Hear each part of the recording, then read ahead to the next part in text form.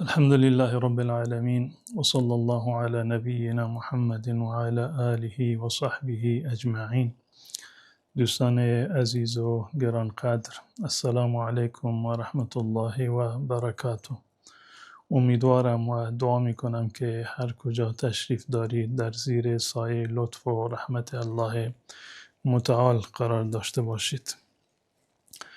در خدمت شما بزرگواران هستم انشالله تا 1 ساعت و پاسخ به پرسش های دینی و شرعی شما عزیزان.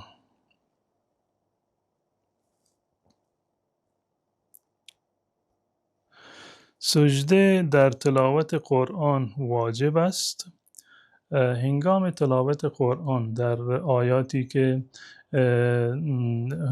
سجده تلاوت دارند، این سجده تلاوت از دیدگاه جمهور این سنت هست و اگر کسی ترکش کرد گناهی بر گردنش نیست. ثابت شده که احیانا صحابه و پیامبر سجده میکردند و احیانا هم ثابت شده که سجده نمیکردند، ترک میکردند. این خاطر نظر جمهور علما این است که سجده تلاوت جز سجده هایی هست که از نظر شرعی به اصطلاح سنت هستند، واجب نیست. اگر بنابر به اصطلاح موقعیتی کسی تلاوت قرآن داشت انجام میداد و نمیتوانست که سجده بکند، از نظر شرعی گناهی بر گردنش نیست.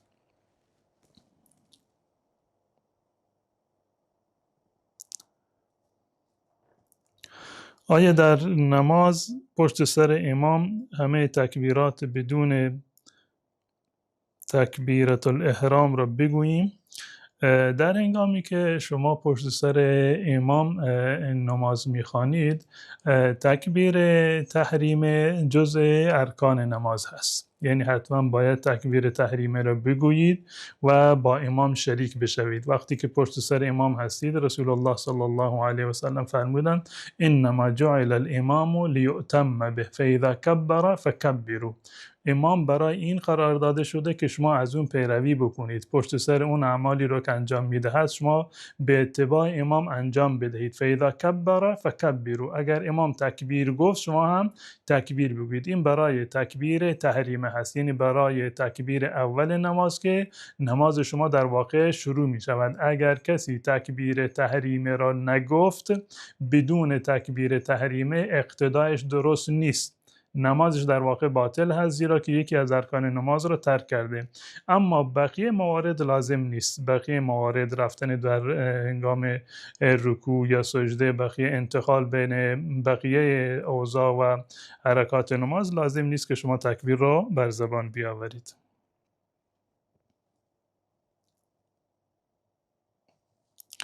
دیدن پیامبر صلی الله علیه و سلم در خواب چه تعبیر دارد؟ ببینید، در مورد رؤیت رسول الله صلی الله علیه و سلم در خواب، این یک نوع مژده و بشارتی هست. رسول الله صلی الله علیه و سلم فرمودند که هر کسی که مرا در خواب ببیند مرا دیده، فان الشیطان لا یتمثل بی، زیرا که شیطان نمیتواند خودش را به شکل من در بیاورد، در خواب شما ظاهر بشود به شکل من.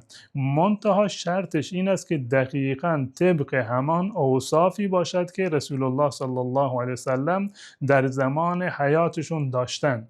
اگر کسی با همان صفات و شمایل رسول الله صلی الله علیه وسلم را در خواب ببیند، این نشانه خیری هست، نشانه برکت و لطف الله متعال هست، نشانه این است پیامبر را دیده و انشاءالله در قیامت هم رسول الله صلی الله علیه وسلم را میبیند. اما این که کسی فکر بکند که من خواب پیامبر را دیدم منتها چهرهش را ندیدم، خب یعنی این که ندیدی.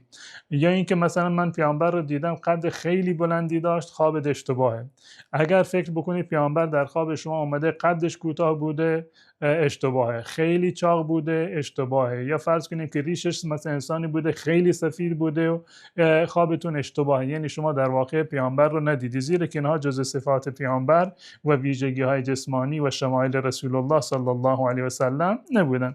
اگر کسی دقیقاً طبق همون چیزی که در شمایل پیامبر ذکر شده، در ویژگی های پیامبر ذکر شده، پیامبر را در خواب ببیند، این نشانه خوبی هست انشالله که در بیداری هم او را خواهد دید. آیا بعد از دوش گرفتن بدون وضو می شود نماز خواند یا باید وضو گرفت؟ تفاوت دارد که شما به چه قصد رفتید غسل کردید. غسل یعنی شستن تمام بدن. اگر شما به نیت طهارت غسل کردید، خود غسل یک طهارت کاملتر از وضو هست. یک طهارت کاملتر از وضو هست. به همان صورت که از وضو گرفتن طهارت حاصل می شود، با غسلی که به نیت طهارت بوده طهارت کاملتری در واقع ثابت می شود و بعد از چنین غسلی لازم نیست که شما دوباره وضو بگیرید. منتها اگر کسی غسل کرده مثلا به خاطر اینکه بوی بدنش رو مثلا عوض بکنه یا به خاطر اینکه بدنش خنک بشود، اصلا در ذهنش نیومده که مثلا برای نماز خواندن مثلا غسل میکند، در این صورت این غسل کفایت نمیکند. بعد از چنین غسلی حتما باید وضو هم بگیرید. آیا خندیدن سر نماز خواندن گناه هست؟ بله، خندیدن سر نماز جزء مواردی هست که گناه هست، منافات دارد با نماز و جزء شکننده های نماز هست. اگر کسی سر نماز خندید نمازش باطل شده، باید از سر نو دوباره به اصطلاح نمازش رو شروع بکند، نمازش رو دوباره باید بخواند. هر کسی که سر نماز با صدای بلند به گونه‌ای خندید که صدایش رو دیگران شنیدند، قهقهه مثلا به صورت قهقهه بود، نمازش در واقع باطل شده و باید نمازش رو دوباره اعاده بکند. حتی در فقه امام ابو حنیفه رحمت الله علیه از این بالاتر رفتن. کسی که در حالت نماز در فقه حنفی با صدای بلند بخندد، هم نمازش باطل شده و هم وضوش باطل شده. این در مذهب امام ابو حنیفه است. اما از دیدگاه جمهور اهل سنت و الجماعت فقط نماز باطل شده، بدون وضو هم میتواند که نمازش رو دوباره اعاده بکند.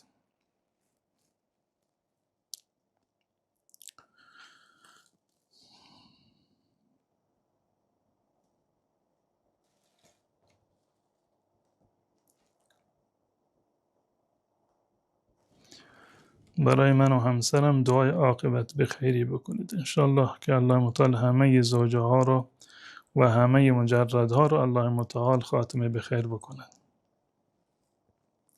حکم خواندن سوره فاتحه توسط مأموم در نمازهایی که بلند خوانده می شود چیست؟ در نمازهایی که امام به صورت به اصطلاح بلند قرائت می خواند، لازم نیست که شما سوره فاتحه را پشت سر امام بخوانید. اگر امام ساکت بود، یعنی سکته بود در وسط به اصطلاح قرائت امام، به طور مثال در ابتدای نماز اگر امام صبر میکرد، شما میتونستید که سوره فاتحه را بخونید، یا بعد در آخر این که وقتی که امام سوره فاتحه را خواند مثلا فرصتی بود شما میتونستید بخونید، در این صورت بخونید اشکالی ندارد، خوب است. اما تا زمانی که امام به اصطلاح میخواند شما از نظر شرعی نباید پشت سر امام بخونید. گرچه برخی از علما نظرشون بر این است که حتی در صورتی که در نماز جهری هم بخونید، اما نظر به اصطلاح واقعی و راجع این است که در صورتی که امام قرائت میخواند با صدای بلند میخواند، بر مقتدی لازم نیست که صدای به اصطلاح سوره فاتحه را بخواند. اما در جاهایی، در سوره هایی که در رکعت هایی که شما صدای امام را نمیشنوید، مانند 2 رکعت آخر نمازهای جهری یا تمام رکعت نمازهای سری که خوانده میشوند، در این صورت شما سوره فاتحه را بخوانید. و خواندن سوره فاتحه از دیدگاه جمهور فقها یکی از ارکان نماز هست، یکی از ارکان نماز هست، بگونه اگر کسی ترکش کرد در واقع نمازش باطل می شود. نظر امام محمد رحمت الله علیه، یکی از فقهای ثلاثه مذهب امام ابو حنیفه رحمت الله علیه، در این مورد هم همین هست که در صورتی که نماز سری باشد، یعنی امام با آهسته قرائت می‌خواند، نظر ایشون همین است که مقتدی در این صورت سوره فاتحه را بخواند. زیرا که رسول الله صلی الله علیه و سلم فرمودند لا صلاة لمن لم یقرأ بفاتحة الکتاب. آیا نداشتن علاقه به هیچ جنسیتی حرام است؟ این که انسان علاقه نداشته باشه به هیچ جنسیتی، به جنس مثلا مخالف، مثلا ازدواج نکنه، کسی که علاقه ندارد خب این اصلا در تحت تکلیف داخل نیست. کسی که اساسا میلی ندارد، هیچ گونه علاقه ندارد، اصلا در فکر ازدواج نیست، اصلا غریزه ندارد، نمیشه گفت که این به اصطلاح گناهکار هست چون که مثلا علاقه به جنس مخالف برای ازدواج مثلا ندارد. حتی در صورتی که انسانی به اصطلاح طبیعی هست، علاقه و میل به جنس مخالف دارد، مثلا نیاز به ازدواج دارد، اما خودش ترجیح داده که ازدواج نکند. به طور مثال مثلا میداند که اگر ازدواج نکند مرتکب گناه نمی شود، در این صورت واجب نیست که حتما باید ازدواج بکنه. اما اگر یک انسانی میداند که اگر من ازدواج نکنم و توانایی ازدواج هم داشته باشد به این معنی هست که حتما به گناه میافتد، در این صورت واجب هست که باید ازدواج بکند، اما در غیر این صورت واجب نیست. حکم گذاشتن سبیل چیست؟ درسته هرچی بخوریم حرام هست؟ نه، این درست نیست که اگر کسی سبیل گذاشته باشه هر چیزی که به اصطلاح بخورد حرام هست، یا اگر مثلا سبیلش در آبی غذایی مثلا برخورد بکنه اون غذا حرام میشه یا اون آب حرام میشه. نه، چنین چیزی نداریم. به صورت کلی کوتاه کردن سبیل یکی از سنت های به اصطلاح ظاهری هست که رسول الله صلی الله علیه وسلم به این مورد به اصطلاح تشویق کردند و فرمودند وحف شوارب خود، یعنی سبیل های خودتان را کوتاه بکنید. اما اگر کسی بلند به اصطلاح بود، معنیش این نیست که گناهی را انجام داده، سنت را ترک کرده، و به این معنی نیست که آب و غذایی که بخورد اون آب و غذا حرام هست.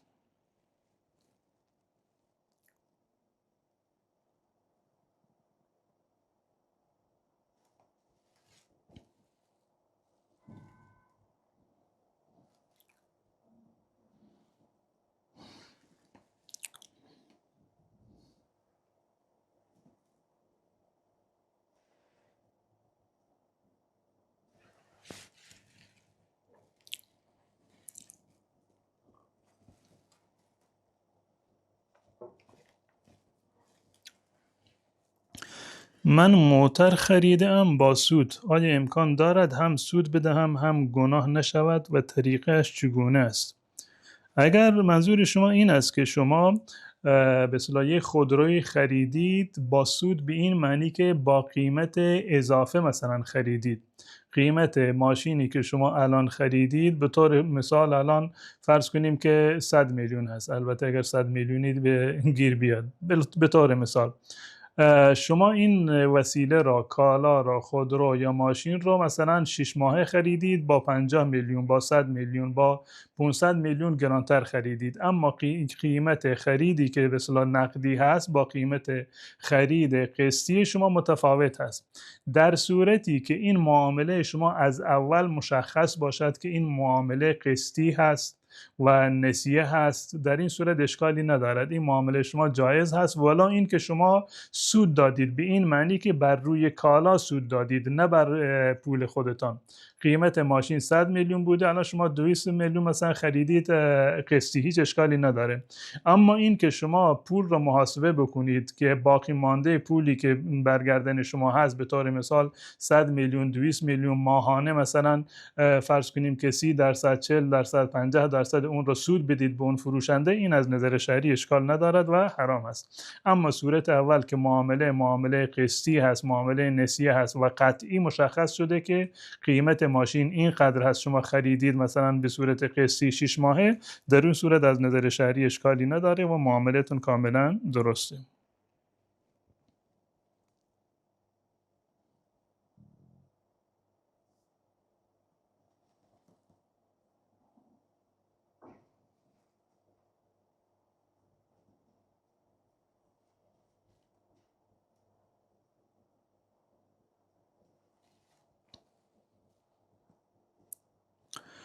کاشت ناخن حرام است؟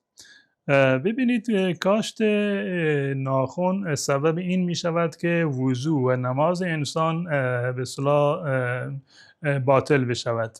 رسیدن آب به تمام اعضای بدن، تمام اعضایی که در هنگام وضو یا در هنگام غسل باید شسته بشود، در هنگام وضو و غسل باید به صورت کامل شسته بشود. اگر حتی یک مقدار خیلی کوچیکی هم از این قسمت بدن خشک بماند، در واقع وضو و غسل باطل هست. و کاشت ناخن، خب ما میدونیم که تمام ناخن‌ها در واقع یک ناخن اضافی گذاشته میشه و آب به ناخن اصلی نمیرسد. و به اتفاق علمای تمام مذاهب اهل سنت و الجماعت این کار از نظر شرعی باطل کننده وضو و باطل کننده غسل هست و نماز چنین کسی از نظر شرعی باطل هست. و هر چیزی که موجب بطلان بشه، موجب ترک نماز بشود و سبب بشه برای گناه، اونم خودش گناه هست. هر موردی که سبب بشه و وسیله‌ای برای گناه باشد، اونم از نظر شرعی گناه است. انسان نباید که چنین کاری رو انجام بدهد. آیا در ماه رجب روزه و عبادت خاصی واجب است؟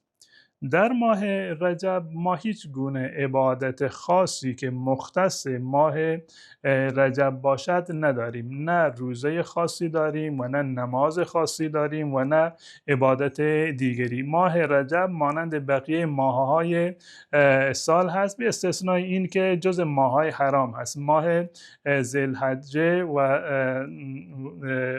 ذی‌قعده و ذوالحجه، محرم به اضافه ماه رجب، اینا جز ماهایی هستند که جز ماهای حرام هستند.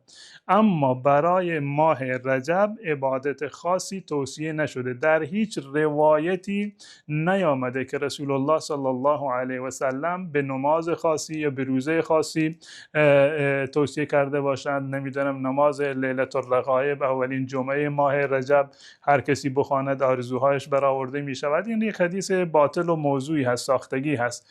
علامه ابن حجر رحمت الله علیه و بسیاری دیگر از علما تصریح کردند که در مورد ماه رجب، فضیلت ماه رجب یا عبادت خاصی در ماه مبارک رجب، هیچ گونه حدیثی از رسول الله صلی الله علیه و سلم ثابت نیست به صورت کلی.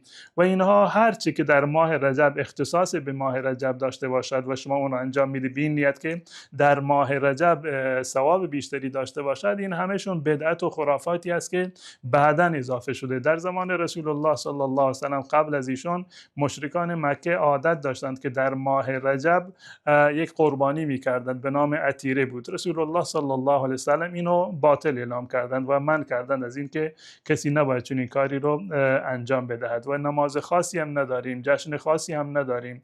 برای شب معراج هم نه عبادت خاصی داریم و نه جشن خاصی داریم. و اساساً خود شب معراج مشخص نیست. اختلافات تاریخی بسیار زیادی هست که دقیقاً مشخص نیست که در کدام ماه و در کدام در واقع روز یا شب اتفاق افتاده باشه. پس بنابراین نباید که در ماه رجب عبادتی را به این نیت که در این ماه ثواب بیشتری دارد، چون این چیزی ثابت نیست. اما اگر کسی قبلا همیشه مثلا عادت بوده نماز شب میخونده، خب در این ماه هم بخونه.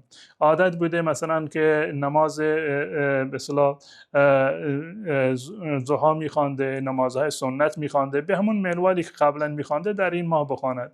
عادت بوده که روزه مثلا روزهای دوشنبه را، پنجشنبه را، ایام بیز را، 13 14 15 هر ماه را روزه گرفته، در این ماه هم روزه بگیرد. هیچ گونه ممانعتی ندارد. اما این که معتقد باشیم که این عبادت در این ماه خاص مثلا توصیه شده و ثواب بیشتری دارد، نه، این در واقع این عمل را در دایره بدعت وارد میکنه، زیرا هیچ گونه دلیلی در این زمینه ثابت نشده.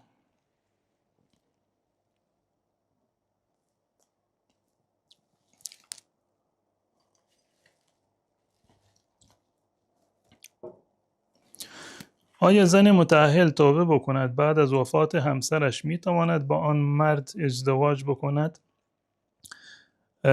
بحث زنا و خیانت جز گناهان کبیره هست، چه از مرد باشد چه از زن باشه. در هر صورت این جز گناهان کبیره هست، چه انسان متأهل باشه یا مجرد باشه، در هر دو صورت جز گناهان کبیره هست که در قرآن کریم و در احادیث رسول الله صلی الله علیه و سلم به شدت نکوهیده شده و جز به اصطلاح گناهانی هست که جز گناهان کبیره هست که هم در دنیا مجازات دارد و هم هم در روز قیامت مجازات دارد. اما از دیدگاه اهل سنت و الجماعت اگر کسی زنایی انجام داد این سبب حرمت نمی شود. یعنی اگر یک زن متأهلی مثلا با یک مردی از طریق نامشروع رابطه داشت، شوهرش که وفات کرد میتونه یا طلاق گرفت، میتواند که از نظر شرعی از دیدگاه اهل سنت با اون مرد ازدواج بکنه. در این زمینه هیچ گونه روایتی که نهی کرده باشه و ممنوع اعلام کرده باشه یا حرام اعلام کرده باشه از جانب رسول الله صلی الله علیه وسلم وارد نشده. اما قبح و زشتی و گناه این عمل که جای بحثی در واقع ندارد.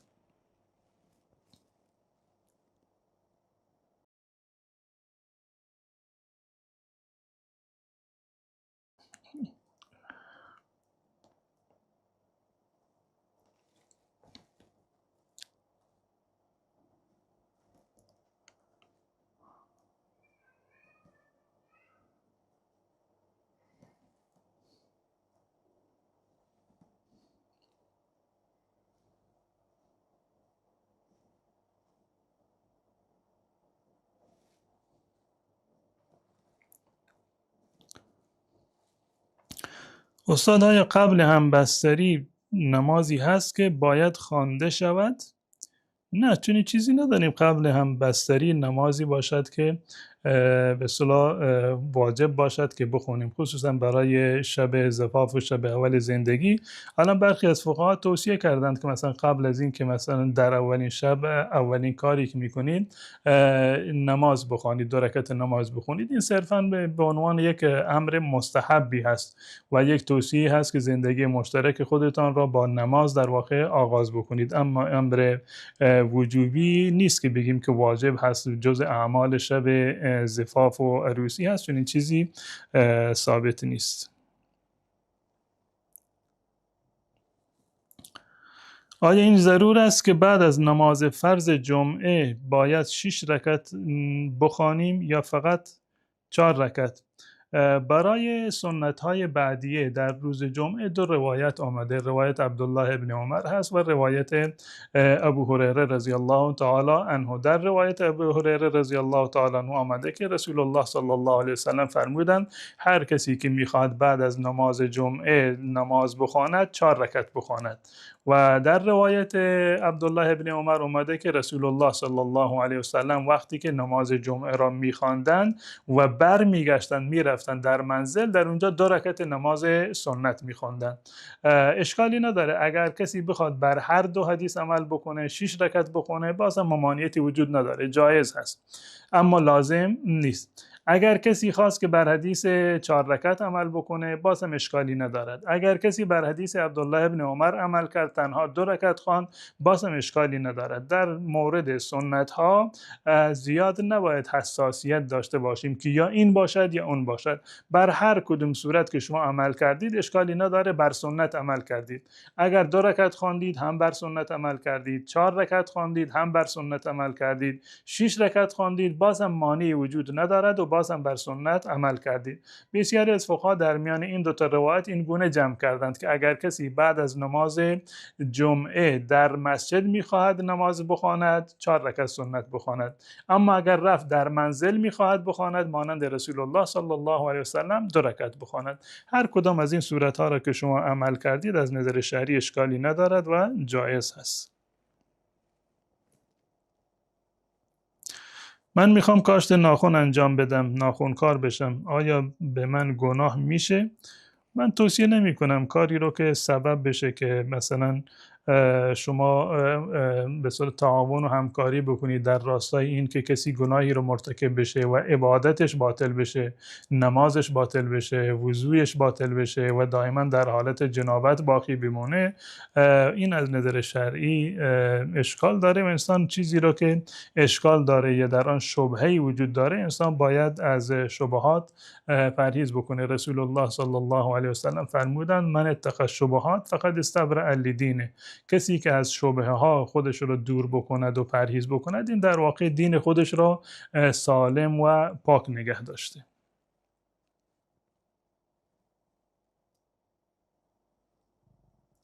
آیا بعد از اذان صبح نماز بخوانیم یا صبر کنیم هوا کمی روشن بشود؟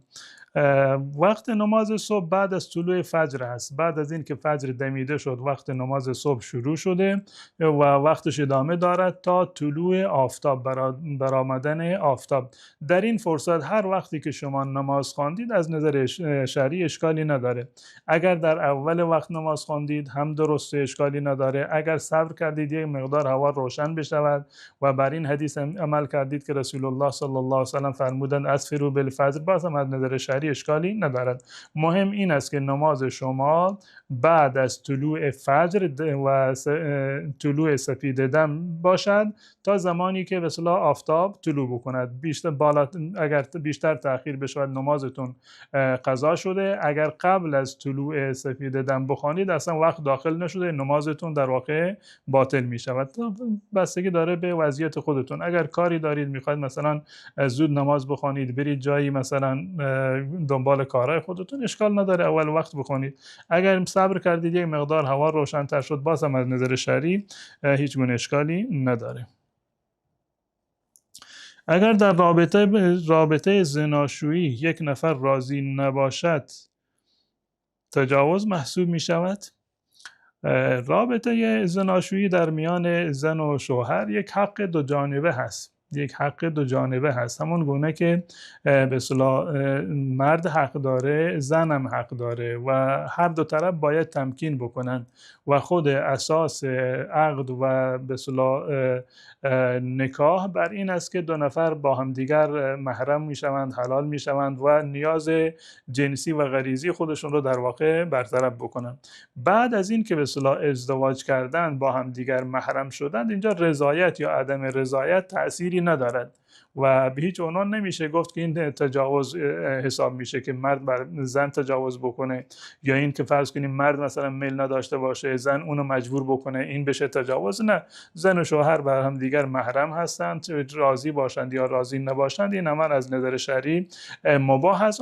منتها اگر بخواند که مثلا یک رابطه‌ای داشته باشند که نیاز عاطفیشون در کنار نیاز فطری و غریزیشون به اصطلاح برآورده بشه، این است که هر دو طرف باید آمادگی کاملی برای این عمل داشته باشند.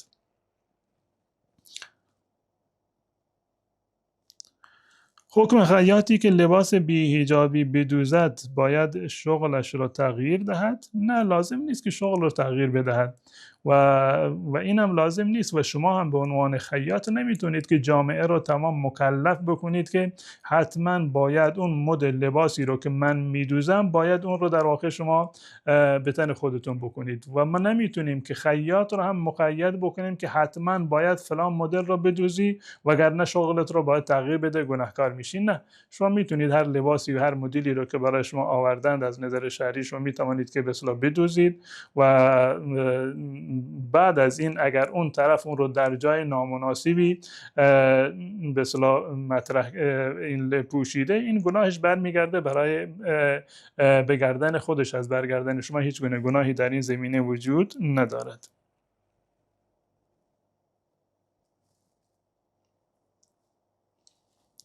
آیا کاشت مو برای مردی که کچل شده حرام است؟ نه، حرام نیست. و اگر به اصطلاح کسی مویش ریزش مو داشته و به قول شما کچل شده، از نظر شرعی اشکالی نداره. این جزء مواردی هست که جزء مداوا هست، جزء مداوا و معالجه هست. از نظر شرعی اشکالی نداره، شما می توانید که کاشت مو انجام بدهید. و به صورت کلی تمام مواردی که جزء رفع عیب باشند، در زمینه رفع عیب باشند، شما می توانید که آنها را انجام بدید و بدنتون را، ظاهرتون را به همون شکل و قیافه اصلی در بیاورید. این از نظر شرعی به اصطلاح اشکالی نداره و کاملا جایز هست. سر مزار عزیزان می رویم چه سوره‌ای از قرآن بخونیم؟ هیچ سوره‌ای توصیه نشده برای این که انسان سر قبرستان برود. هیچ گونه به اصطلاح سوره‌ای توصیه نشده از رسول الله صلی الله علیه وسلم. به هیچ عنوان ثابت نیست که وقتی که سر قبرستان رفتند برای مرده مثلا قرآن خوانده باشند، سوره فاتحه و یا نمیدونم 3 مرتبه قل الله خوانده باشند. چون این چیزی در زمان رسول الله صلی الله علیه وسلم وجود نداشته و کسی که برای زیارت قبرستان میرود سلام بدهد، دعا بکند برای برای اهل قبرستان اون چیزی که به مرده ثوابش میرسد همین دعا کردن هست و زیارت قبرستان اصل فلسفهش این است که انسان به اصطلاح عبرت بگیرد برای خودش. رسول الله صلی الله علیه وسلم فرمودند که الا فزوروها فانها تذکرکم الاخره. قبلا فرمودند که من شما را از زیارت قبرستان منع کرده بودم به خاطر یک سری اعمال خلاف شرعی که انجام میشد و عادتهای جاهلی که وجود داشت.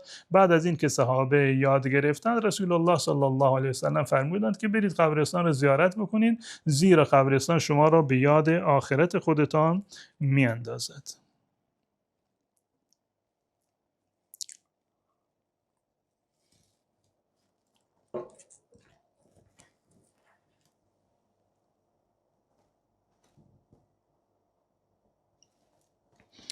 آیا خواندن نماز سنت قبل نماز جمعه درست است؟ خواندن نماز مستحب یا نفلی قبل از نماز جمعه درست، اشکالی نداره، یعنی جزء اوقات نماز هست. یعنی این که کسی زود رفته مسجد هر مقداری که دلش بخواهد میتواند که نماز بخواند. قبل از نماز جمعه کسی خواست نماز نفل بخواند از نظر شرعی هیچ گونه به اصطلاح مشکلی وجود نداره، جایز هست و حتی رسول الله صلی الله علیه و سلم تشویق کردند به این که انسان زود به نماز جمعه برود و مشغول نماز و عبادت بشود. این به اتفاق تمام علما هیچ گونه به اصطلاح ممنوعیتی در این زمینه وجود ندارد. اما این که آیا مانند روزهای دیگر قبل از نماز جمعه 4 رکعت سنت مؤکده وجود دارد یا خیر، نظر جمهور این است که نه، چون این چیزی ثابت نیست، زیرا که رسول الله صلی الله علیه و سلم همیشه وقتی که روز جمعه می آمدند به مسجد مستقیما می رفتند سر منبر می رفتند و خطبه را شروع می کردند. یعنی رسول الله صلی الله علیه و سلم هیچ جا ثابت نشده که قبل از نماز جمعه ایشان نماز سنت مثلا قبل از جمعه را خوانده باشند، چون این چیزی از رسول الله و صحابه ثابت نیست. سنت های بعدی که هست 2 رکعت یا 4 رکعت یا 6 رکعت با هم بخونید بعد از نماز جمعه این ثابت است، اما قبل از نماز جمعه تعداد رکعاتی به عنوان سنت قبلی جمعه از احادیث و عمل رسول الله صلی الله علیه و سلم ثابت نیست.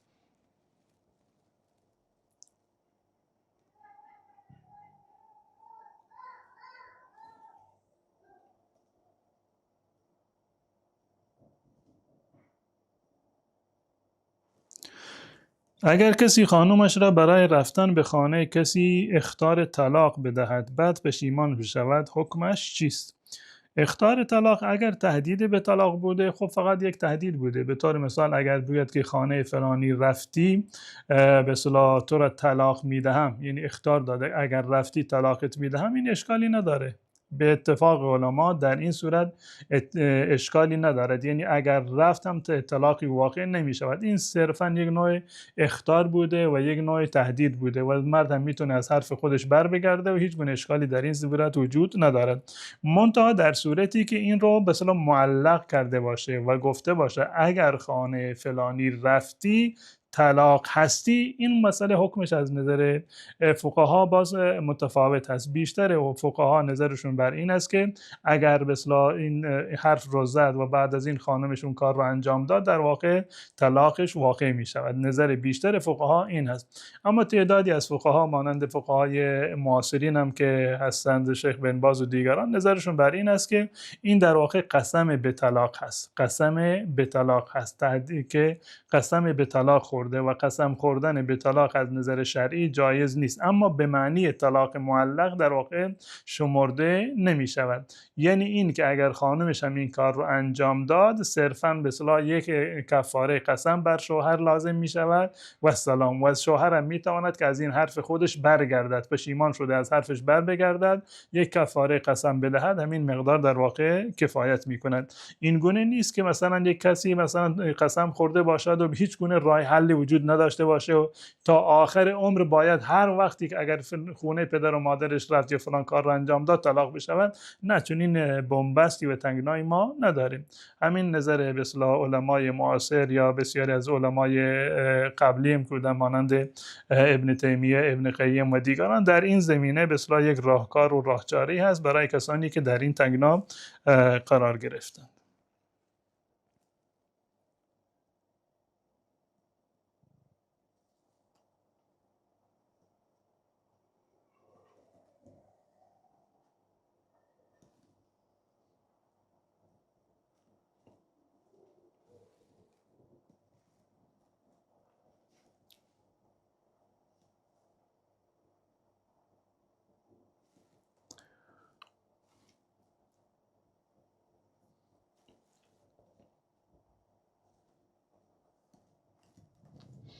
آیا در پریود میتوان سر قبر بریم؟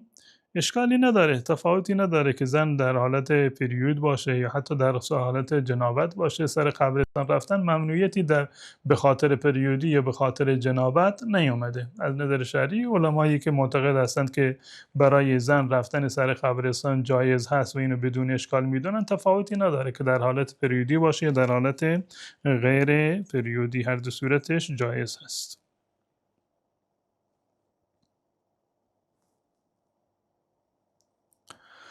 آیا نیت زبانی قبل وضو یا نماز بدعت هست؟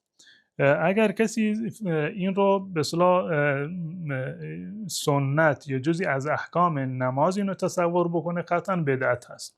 بدعت به یک کاری گفته می شود که در زمان پیامبر نبوده، پیامبر این کار رو انجام ندادند، به این کار توصیه نکردند و ما این رو در دین اضافه کردیم. یک عملی هست که بعد عبادی داره، منتها تأییدی از رسول الله صلی الله علیه و سلم ندارد، این می شود بدعت. اگر کسی قطعا مثلا این تلفظ نیت قبل از وضو را، قبل از عبادت را، نماز را، قبل از روزه را، مثلا این رو به اصطلاح یک حکم شرعی بدانه، این رو منسوب بکنه به رسول الله صلی الله علیه و سلم یا این سنت بدانه، این در واقع در دایره بدعت وارد می شود. و اصل نیت اساساً کار قلب هست. ببینید عبادت هایی که ما داریم عبادت های متنوعی هستند. اگر این عبادت به اصطلاح جایش عوض بشه از نظر شرعی معتبر نیست. یعنی این که مثلا نیت کار قلب هست، زبان هیچ گونه دخلی در نیت ندارد. اگر این نیت با زبان صورت بگیرد و اشتباه باشد هیچ گونه ایرادی ندارد و هیچ گونه حکمی بر اون مترتب نمی شود. به طور مثال شما میخواید نماز ظهر را بخونید، نماز ظهر شما میدونید که وقت ظهره، برای نماز ظهر رفتید، اما وقتی که خواستید مثلا نیت بکنید، کسانی که مثلا عادت دارن با زبان نیت بکنن، مثلا شما گفتید که من نیت کردم که بخوانم 4 رکعت نماز عصر و الله اکبر، الان حکمش چیه؟ آیا نمازش درسته یا درست نیست؟ این نیتش که با زبان آورده نماز عصر رو نیت کرده، در واقع نماز ظهر هست، خودش هم میتونه که نماز ظهره. از نظر شرعی این تلفظ زبانیش اصلا معتبر نیست. اون چیزی معتبر هست که در قلبش هست. عبادتی که باید در عمل باشد اگر در قلب باشد، یا کاری که باید با زبان انجام بشود ما اینو برعکس به قلب بدیم، این معتبر نیست. به طور مثال یک فردی در قلب خودش مثلا زنش رو طلاق بده، در قلب خودش با زبان نیاورده. یکی فردی در قلب خودش به طور مثال تصور بکنه که رفته مثلا زنا کرده یا مثلا رفته سرقت انجام داده، خب این گناهی بر اون مترتب نمیشه که چرا این مثلا در فکر تو آمده، در قلب تو آمده. همون گونه که اگر در چیزی که مخصوص قلب هست اگر بر زبان گفته بشه معتبر نیست، همون گونه چیزی که باید بر زبان گفته بشود اگر صرفا در دل گفته شد این اعتباری نداره. به طور مثال بعضی عادت کردن در هنگام قرائت نماز به جای اینکه وقتی که فاتحه رو میخونند یا سوره رو میخونند، وقتی که نماز شروع میشه میگن الله اکبر، لب رو روی رب گذاشتن، دهان رو دوختن، در ذهن خودشون دارن الحمد میخونن، همینجوری دهان بسته داره الحمد میخونه، سوره فاتحه میخونه، سوره دیگری میخونه، بدون اینکه لبهایش تکان بخوره، لبش کاملا بسته. خب این نمازش باطل هست. چرا؟ زیرا که قرائت کار زبان هست، قرائت کار دل نیست. برعکسش نیت کار دل هست، کار زبان نیست. آیا شکار خرگوش با تازی حرام است یا نجس است؟ نه. حیوانی را که شما به وسیله به اصطلاح شکاری یا سگی که به اصطلاح تربیت داده شده شما شکار میکنید، از نظر شرعی اشکالی نداره، حلال هست، ولی اینکه آب دهنش هم بر روی اون گوشت باشه، صرفا همین که اونو تمیز بکنید بخورید، از نظر شرعی اشکالی نداره و جایز هست، حلاله.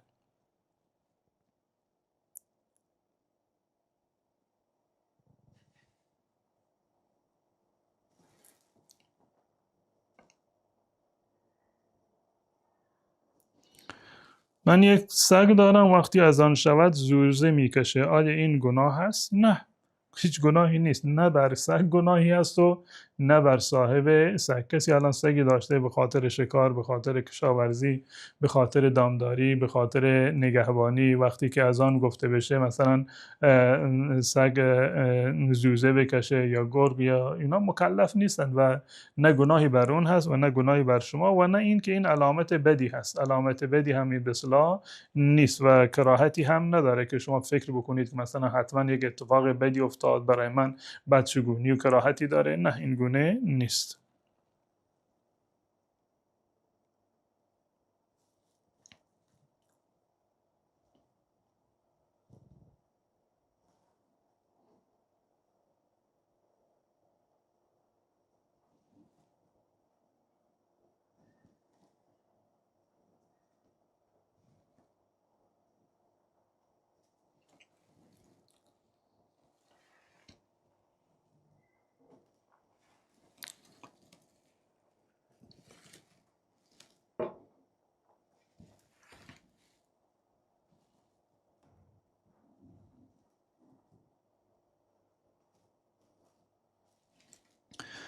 چرا خیاط اشکال نداره ولی ناخنکار اشکال داره؟ تفاوت این دوتا مسئله این است که اون کسی که به اصطلاح خیاط هست والا اینکه لباس بی حجابی میپوشه اون مستقیم نیست. الان شاید مثلا برای خانه در خانه خودشونو مصرف میکنه، اون لباس رو در خونه خودش میپوشه و این به اختیار خودش هست. اما عملی که برای ناخنکاری هست یا مواردی از این قبیل هست مستقیم با بدن اون شخص، شما دارید کاری با بدن اون شخص میکنید که عبادتش قبول نشود. تفاوتش در این است. الان شاید اون کسی که مثلا لباس رو دوخته با اون خانم شاید مثلا در منزل اون استفاده میکند، شاید اصلا استفاده نکرد یا مواردی از این قبیل باشه. این تفاوتشون در این است که این عمل مستقیما هیچ توجیه دیگری نداره، اما لباس توجیه داره. شاید مثلا در جای دیگری مثلا اینو پوشید، در بین محارمش پوشید، در خونه خودش پوشید و احتمالات دیگر.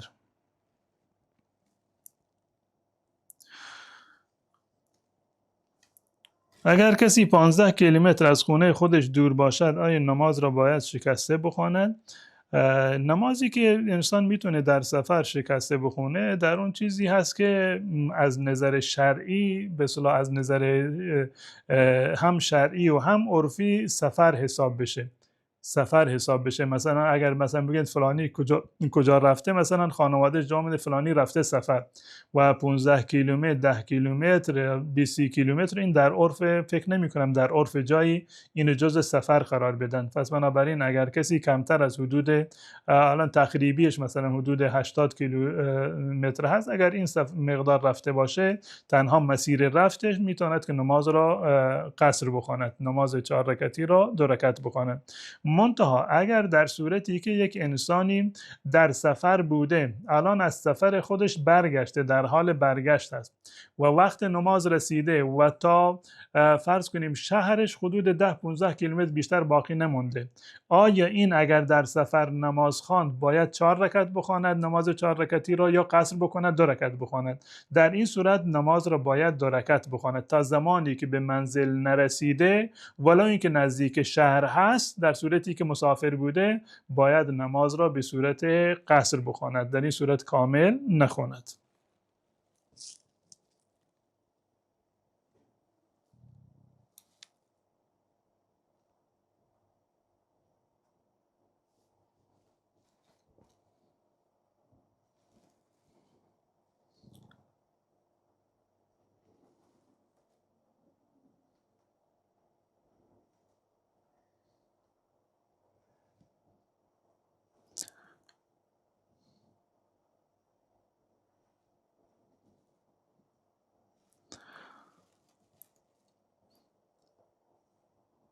آیا مهریه زن مرده با وجود فرزند به پدر و مادرش میرسد؟ اگر مهریه که زنی مرده باشه و به اصطلاح مهریهش برگردن شوهر مانده باشه، این در واقع جزء وامی هست، قرضی است که بر گردن شوهر بوده و این جزء میراث شمرده می شود، جزء میراث شمرده می شود و هم به اصطلاح خود شوهر در این سهم داره و هم بچه های اون زن سهم دارند و هم پدر و مادرش سهم دارند. اینطوری نیست که حتما این کاملا به اصطلاح سهم بچه هاش باشه، پدر و مادر حق نداشته باشند یا شوهر حق نداشته باشه. نه، تمام وارثانی که دارد از نظر شرعی تمام به اندازه همون سهم ارث خودشون در واقع از مهریه مثل بقیه میراث ارث میبرند.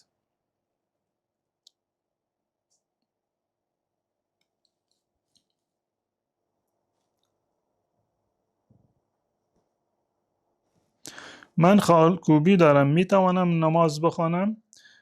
خالکوبی از نظر شرعی جایز نیست. رسول الله صلی الله علیه وسلم این عمل را نکوهیدن و جز گناهان هست. اما اگر کسی انجام داد این موجب بطلان وضو یا بطلان نمازش در واقع نمی شود. یعنی وضو و نماز کسی که بر بدنش تتو باشد از نظر شرعی درست، اشکال نداره. نماز و غسلش، وضویش و نمازش از نظر شرعی صحیح هست. اما خود این عمل انسان نباید این کار رو انجام بده. اما اگر کسی قبلا انجام داده بود الان پشیمانه یا اصلا پشیمان نیست، روی بدنش آثار تتو هست، نماز و وضویش از نظر شرعی اشکالی ندارد.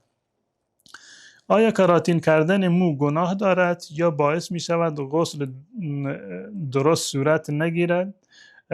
کراتین مو از نظر شرعی نه، اشکالی ندارد و نه گناه هست و نه اینکه سبب به اصطلاح عدم صحت وضو یا غسل می شود. هم وضو درسته و هم غسل و مسح سر از نظر شرعی درسته، هیچ گونه اشکالی نداره.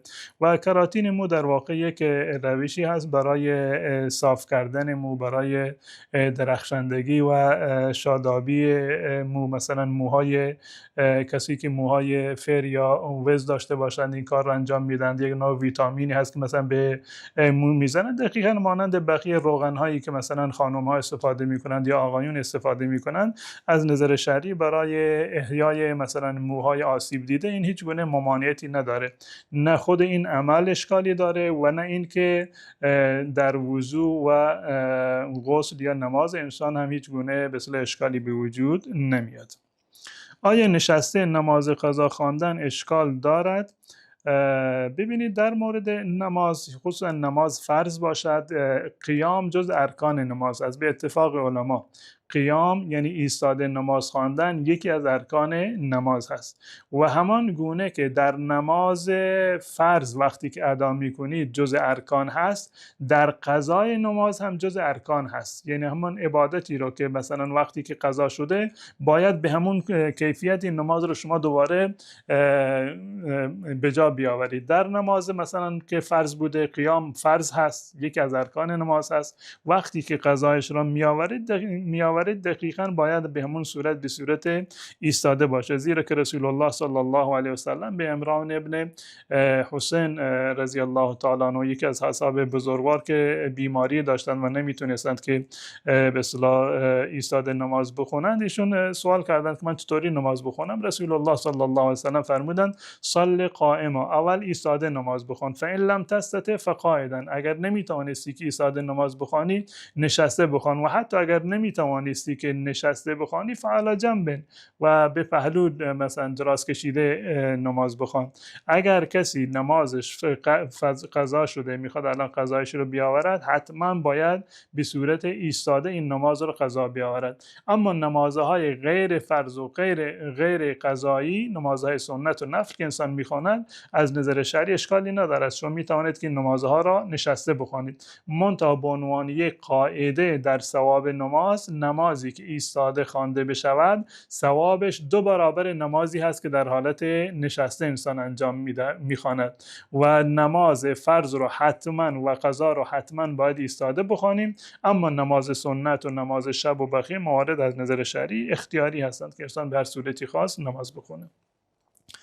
آیا فر کردن و مشک کردن مو جایز است. بله، قبلا عرض کردم که برای مو فر کردنش هم جایز هست. اون کسی که مویش فر یا وز هست، مثلا کراتینه کردن و صاف کردنش جایز هست، مشک کردنش جایز هست. الان رنگ کردنش الان به صورت کلی به هر رنگی که باشه برای مرد و برای زن از نظر شرعی اشکالی نداره، کاملا درسته. و این اعمال مثلا سبب این نمیشه که مثلا وضوء انسان اشکالی داشته باشه یا نمازش اشکال داشته باشه. نه، کاملا جایز هست و هیچ اشکال شرعی هم نداره.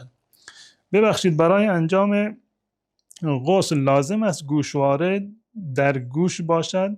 نه، لازم نیست که حتما وقتی که کسی غسل می کند، برای کسی که مثلا گوشش سوراخ است یا مثلا بینیش مثلا سوراخ کرده، برای مثلا گوشواره موارد دیگری مثلا طلای استفاده می کند، لازم نیست که حتما باید سوراخ به اصطلاح بینی یا گوشش، منظور جایی که مثلا برای آویزان کردن گوشواره هست، حتما باید در اون گوشواره باشد یا مثلا نخی باشد که وضو یا غسلش صحیح باشد. نه، این لازم نیست. همین که شما وقتی که مثلا غسل میکنید همین مقدار مثلا لاله گوش رو یک دستی بکشید، همین مقدار کفایت میکند. لازم نیست که حتما در به اصطلاح اون داخل سوراخ حتما باید آب به یک گونه باید برسه، که بعضی فکر میکنند که اگر واقعا مثلا گوشواره نباشه یا نخ نباشه، امکان داره که مثلا داخل این سوراخ گوش به اصطلاح جایی که گوشواره نمیذارن مثلا آب نرسیده باشه. نه، چون این چیزی رو ما تکلف نباید داشته باشیم در این گونه موارد.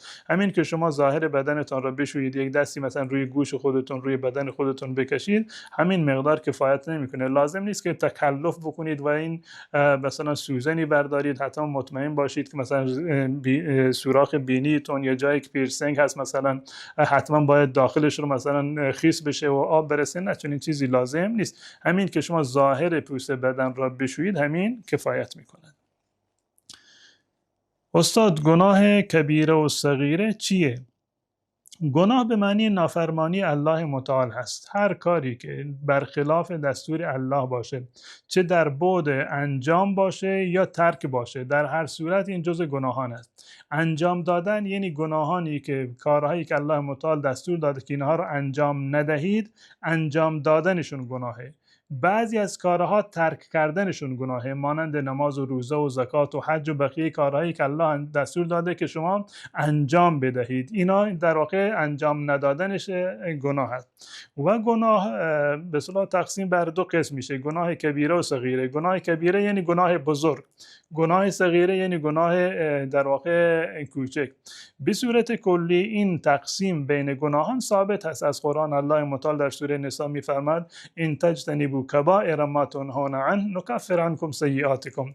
اگر شما از گناهان بزرگی که در واقع نهی میشوید، الله گفته انجام ندهید، شما پرهیز بکنید، این سیئات را، گناهان کوچکتان را الله متعال میبخشد و معاف میکند. گناهان کوچک را الله متعال معاف میکند. یعنی این که گناهانی که گناه کبیره نیستند، صغیر هستند، اینها با همین اعمال خیر ما کفاره میشوند. همین که شما نماز میخونید، صدقه میدید، ذکر میکنید، تلاوت قرآن میگویید، یا مثلا حتی با زبان مثلا استغفر الله میگویید، یا هر کار خیری رو که انجام میدهید، این سبب میشود که گناهان صغیره شما از بین برود. این حسنات یذهبن السیئات، الله متعال میفرماید که نیکی ها بدی ها را کاملا میشویند. و رسول الله صلی الله علیه وسلم هم بنابر روایتی که در صحیح مسلم هست از ابو هریره رضی الله تعالی عنه نقل کرده، رسول الله صلی الله علیه وسلم فرمودند الصلوات الخمس والجمعه الى الجمعه ورمضان الى رمضان کفارات لما بینهن اذا اجتنبت الکبائر. نمازهای پنجگانه، رمضان تا جمعه تا جمعه دیگر، رمضان تا رمضان دیگر، اینها کفاره گناهانی هستند که در این مابین انسان انجام داده، به شرط این که از گناهان کبیره در واقع پرهیز کرده باشه.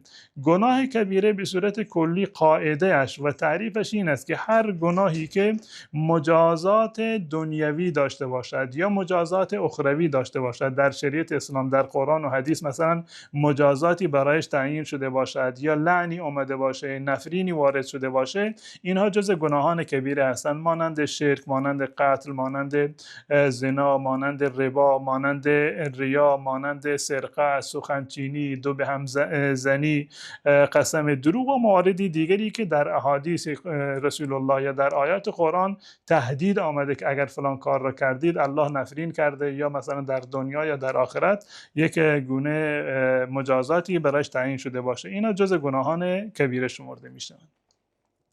گریه کردن بر مزار خوب است یا بد؟ گریه کردن چیزی نیست که انسان بگه که خوبه یا بده. ببینید گریه کردن بر دو نوع هست. یک گریه کردنی یک به اصطلاح بی اختیاری هست، بر اساس به خاطر رقت قلبه، به خاطر رحمت و نرمدلی هست. وقتی که یک عزیزی از دنیا می رود انسان نمیتواند خودش را کنترل بکند و در واقع گریه می کند. این از نظر شرعی گناه نیست. گریه‌ای که بی اختیار هست و غیر متکلفانه است به خاطر رقت قلب هست، این از نظر شرعی گناه هم شمرده نمی شود.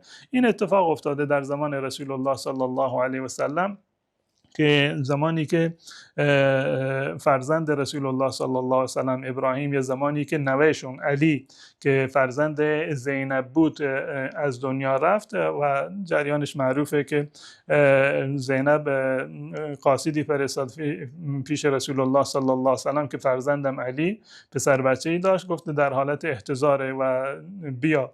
وقتی که رسول الله صلی الله علیه و سلم رفتن با چند نفر از اصحاب رفتن در اونجا و این بچه را رسول الله در بغل گرفت و در بغل رسول الله صلی الله علیه و سلم در دستانشان جان داد و رسول الله صلی الله علیه و سلم اشکش جاری شد.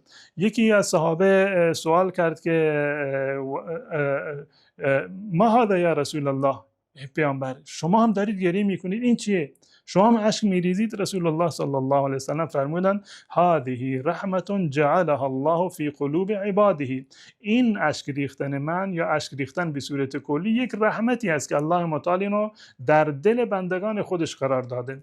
این گریه کردنی که به خاطر رقت قلب باشه این از نظر شرعی هیچ اشکالی ندارد، گناهی ندارد و اصلا طبیعت بشر هست و از نظر شرعی هم هیچ گونه ممنوعیتی در این زمینه وجود نداره.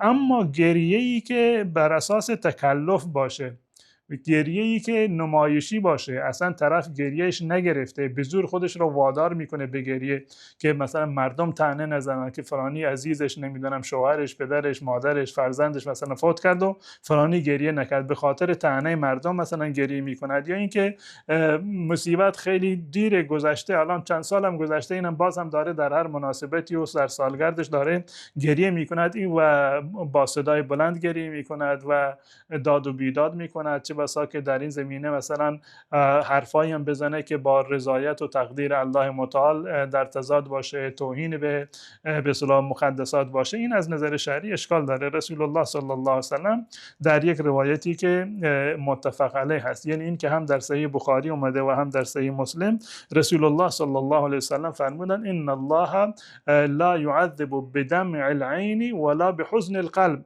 الله متعال به خاطر اشک چشم یا به خاطر اندوه قلبی هیچ کسی را مجازات نمی کند و عذاب نمی کند، زیرا که این اساسا در اختیار انسان نیستند. و فرمودند که ولکن یعذب بهذا، ولکن یعذب بهذا، اشاره کردند به زبان خودشون که به اصطلاح اما الله متعال به خاطر این، یعنی گریه‌ای که متکلفانه است، با صدای بلند هست و همراه با مثلا نوحه‌گری هست، همراه با عدم رضایت از تقدیر الله متعال و مثلا مواردی از این قبیل باشه، این از نظر شرعی جایز نیست و گناه شمرده می شود.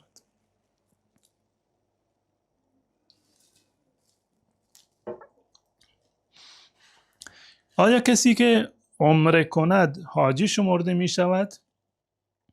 این کلمه حاجی یک کلمه ای هست که ما اینو نداشتیم در زمان گذشته، یعنی در زمان صحابه و در صدر اسلام چنین چیزی در واقع نبوده، رسم نبوده. حتی در میان ائمه ما مثلا چنین چیزی رو نداریم. شما تا حالا مثلا نشنیدید کسی بگه که حاجی ابو حنیفه یا حاجی شافعی یا حاجی نمیدونم احمد ابن حنبل اصلا، یا حاجی ابوبکر، حاجی عمر. چنین چیزی در زمان صدر اسلام در واقع مرسوم نبوده که امروزه مثلا مرسوم هست هر کسی که حج برود به اون گفته میشه حاجی. اگر این حاجی گفتن بر اساس ریا باشه که قطعا جایز نیست، بر اساس ریا باشه که اون طرف خودش مثلا حج میره به خاطر این که مثلا به من بگن حاجی، اگر کسی اسمش رو صدا بزنه ناراحت میشه که چرا به من گفتی که مثلا حاجی رو مثلا پسوند و پیشوندی رو اضافه نکردید، و به خاطر ریا مثلا این به اصطلاح این حاجی گفته بشه و دوست داره که مردم اینو بگن. این از نظر شرعی در واقع جایز نیست و جزء به اصطلاح مواردی هست که ریا و خودنمایی است که همه بدانند که من حج کردم.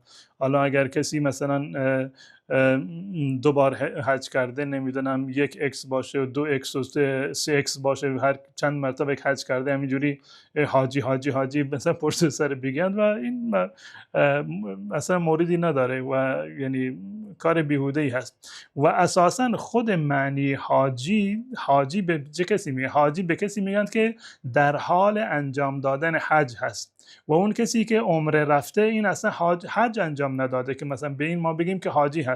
این تا زمانی که در احرام پوشیده و در حال انجام اعمال عمره هست به این گفته میشه معتمر.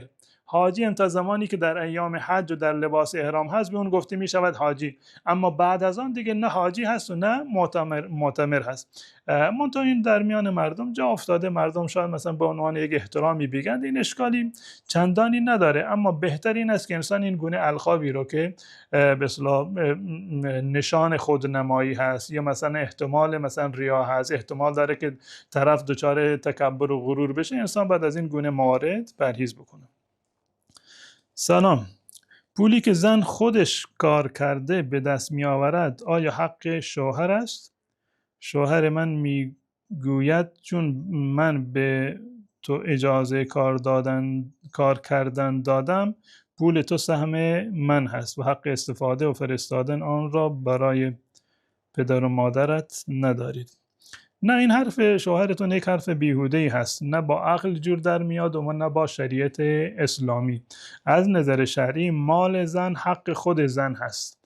تفاوتی نداره که این مال رو از کجا کسب کرده، یا به عنوان مهریه به اون رسیده یا به عنوان هدیه به اون در واقع داده شده، یا از میراث پدر و مادرش هست که مثلا به اون رسیده، یا اینکه خودش کارمند هست و به اصطلاح درآمدی داره به اون رسیده. در تمام این صورت‌ها این مال فقط حق خود زن هست و مرد در این مال هیچ گونه حق اختیاری رو ندارد. حتی در مواردی مانند فرض کنیم که یارانه‌ای که مثلا دولت به نام زن میده، این اساساً حق خود زن هست و از مرد اجازه نداره که بدون اجازه زن از مال زن در واقع استفاده بکنه.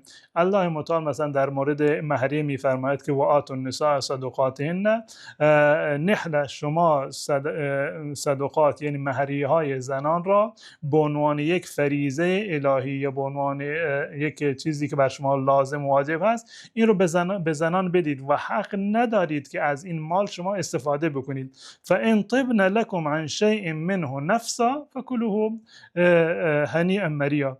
اگر که به اصطلاح بعد از این که شما مهریه رو دادید یا نداده بودید، مثلا زن خودش مثلا تنازل داد و راضی شد که شما یک قسمتی از مال اون رو بردارید یا جای دیگر استفاده بکنید، در این صورت برای شما جایز هست که از اون استفاده بکنید. اما در غیر این صورت شوهر حق ندارد که از مال زنش بدون به اصطلاح بدون اجازهش استفاده بکند یا اینکه امر و نهی بکند، این کار رو بکنی، اون کار رو انجام نده، مالت رو به فلانی بده، به فلانی نده، حق ندارید که برای خودت یا برای پدر و مادرت مثلا خرج بکنی. نه، شوهر چنین حقی از نظر شرعی ندارد. مال خود زن هست، هر کجا که خواست میتواند مصرف بکند، منتها در مصارفی که مثلا به اصطلاح خب یعنی نیاز به مشورت هست برای این که مثلا در زندگی موفق تر بشن، خوشبخت بشن، به اصطلاح ابزار اختلاف و ناراحتی نباشه، بهتر است که با هم مشورت بکنن در این زمینه.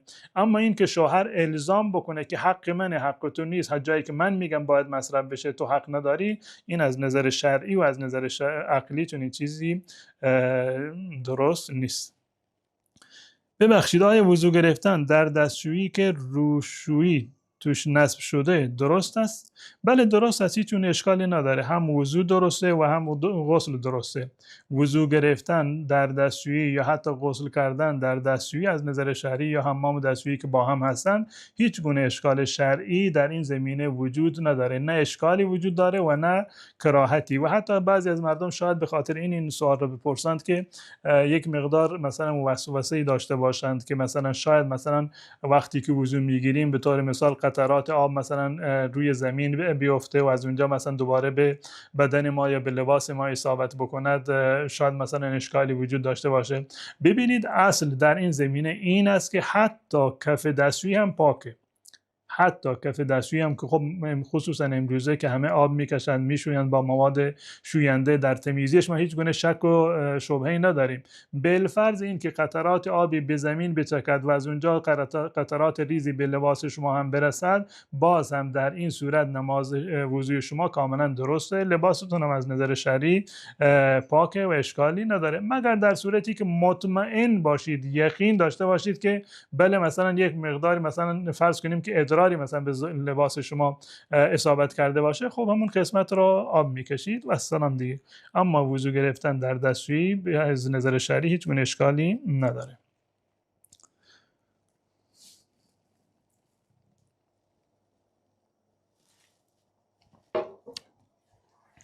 چگونه چشم بصیرت یا چشم سوم داشته باشیم؟ چشم سوم میخواید، خب وسط پیشانیتون رو سوراخ بکنید، یک چشم نمیدونم سومی کاشت بکنید، میشه چشم سوم.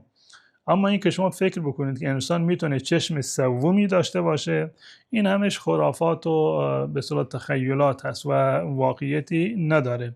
اصلا انسان چشم سومی یا مواردی که مثلا ذکر میشه به عنوان چاکراها یا این موارد، اینا یک سری مواردی هست که از به اصطلاح فرهنگ و عقاید هندوها و بودایی ها، بعضی از مسلمانانی که نادانسته مثلا اینا رو تبلیغ میکنن، در جامعه مسلمانان ایجاد شده. ما چیزی به عنوان چشم سوم نداریم که یک کسی بخواهد که خودش فعال بکنه، فلان کار رو انجام بده تا چشم سومت مثلا فعال بشه، فلان عبادت رو، فلان ریاضت رو باید انجام بدی و ابزاری داشته باشه که مثلا شما این کار رو انجام بدید تا این چشم سوم میتونه باز باشه. نه، چون این چیزی وجود نداره. این همشون خرافات و بیشتر تبلیغات انسانهای شیاد و فریبکاری هست که میخوان عوام مردم رو فریب بدهند و از این طریق کسب درآمد و یا کسب مریدی بکنند. واقعیتی نداره، چشم سومی وجود نداره.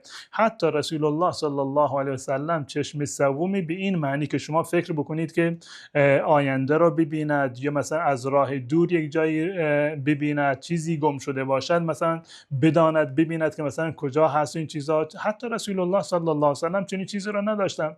در جریان گم شدن گردنبند حضرت عایشه رضی الله تعالی عنها، گردنبند اصلا زیر شتر بود و رسول الله هم می اومدند و صحابه هم دنبالش میگشتن، اما رسول الله نداشتن همچین چشمی رو که یک قدمی خودش رو زیر شتر رو ببینند که گردنبند اینجا هست، تا جایی که مثلا کاروان همش مثلا به عقب افتاد. و موارد زیادی در این زمینه از حیات رسول الله صلی الله علیه و سلم ما داریم که دلالت بر این میکنه.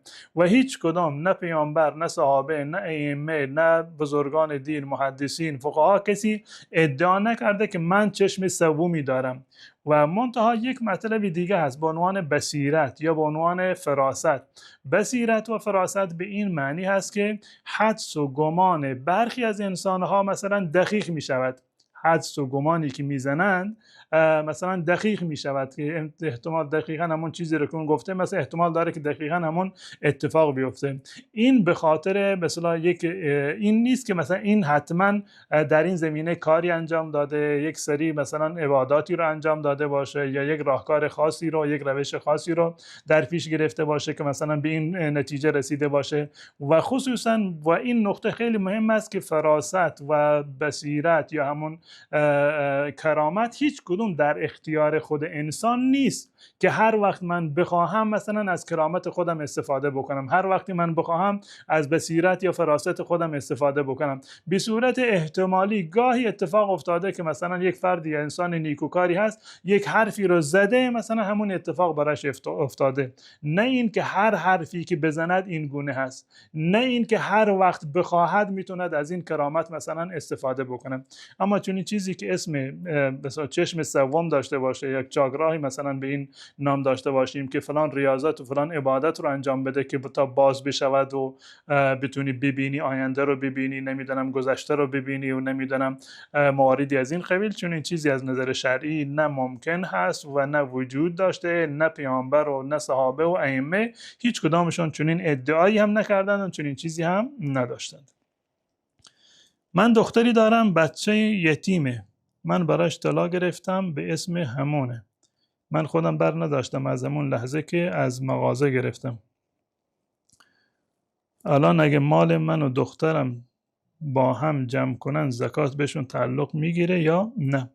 ببینید اگر مالی رو که شما مثلا برای دخترتون خریدید، طلاهایی رو که شما برای دخترتون خریدید و از همون وقتی که خریدید مثلا به نام اون خریدید یا اینکه بعداً به دخترتون یا به پسرتون بخشیدید، این میشه مال اون. شما در اون به اصطلاح حقی ندارید و حق این مال یعنی زکاتش هم برگردن شما لازم نیست. اگر بخواید زکات بدید، زکات اون مال دخترتون، طلای دخترتون جدا حساب میشه و زکات طلای شما به صورت جداگانه حساب میشه. و چون که این طلا مثلا دو تا صاحب داره، یکی خود شما هستید، یکی دخترتون هست، وقتی که برای دخترتون خریدید، نه به خاطر این که مثلا برای فرار از زکات باشه که بحثش کاملا جداگانه هست، و خودتون این طلا رو برای دخترتون خریدید یا خریده بودید از طلاهای خودتون رو بخشیدید برای دخترتون، در این صورت تا زمانی که به حد نصاب نرسیده باشن زکاتی بر این طلا واجب نیست و این دو تا طلا رو با هم جمع نمی‌کنن.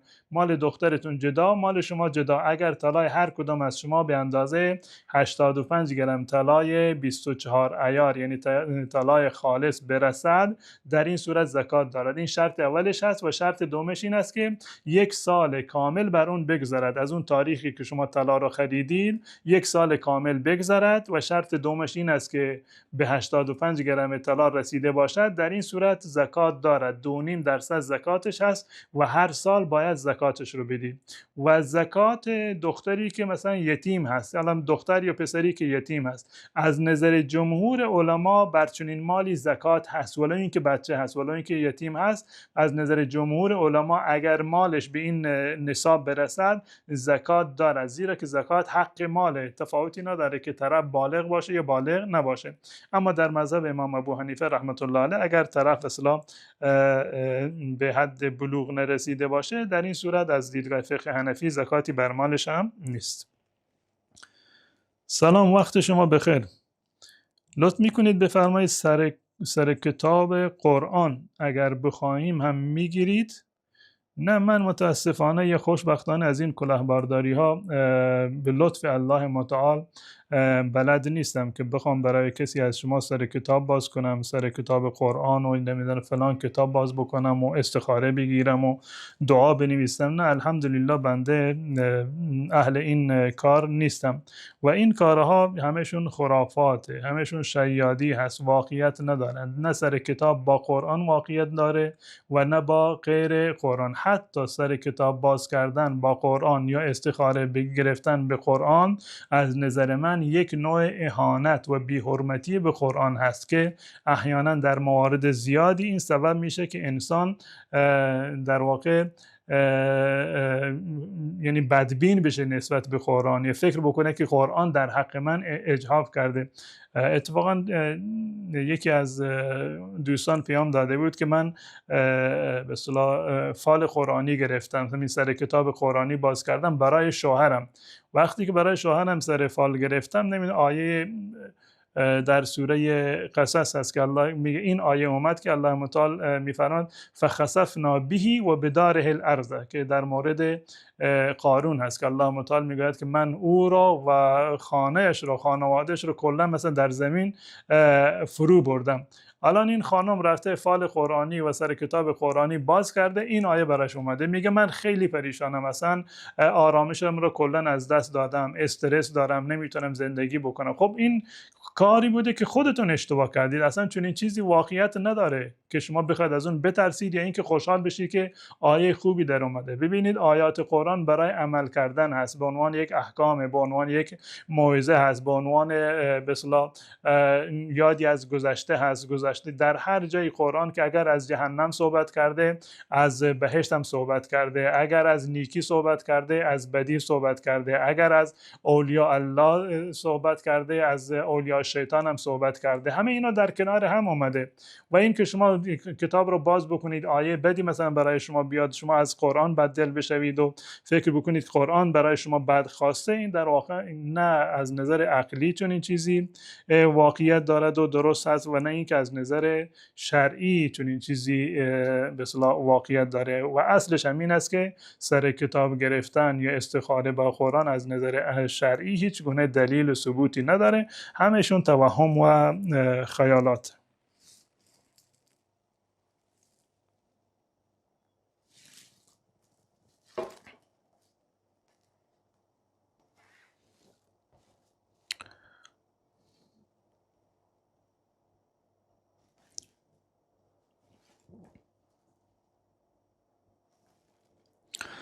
سلام، سحر و جادو وجود دارد، واقعی است؟ بله، سحر و جادو وجود داره، واقعی هست. در زمان حضرت موسی علیه السلام سحر و جادو وجود داشته، در زمان سلیمان وجود داشته و از نظر شرعی سحر و جادو کفر هست. سحر و جادو جز گناهان کبیره هست که رسول الله صلی الله علیه و سلم اینان به عنوان گناهان کبیره و حتی به عنوان کفر در واقع مطرح شده که الله متعال در قرآن میفرماد و ما کفر سلیمان ولکن الشیاطین کفروا یعلمون الناس السحر.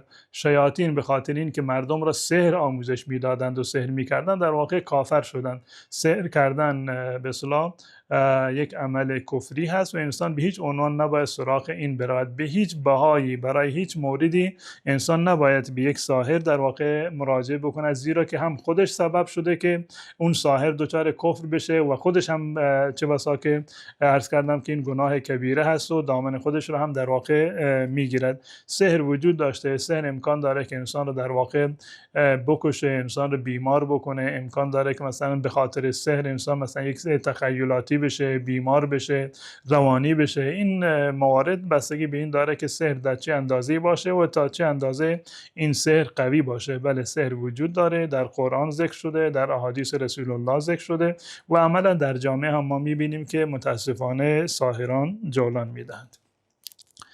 خب دوستان عزیز، به همین مقدار کفایت میکنیم و تا فرصتی دیگر شما رو به الله متعال میسپارم و السلام علیکم و رحمت الله و برکاته.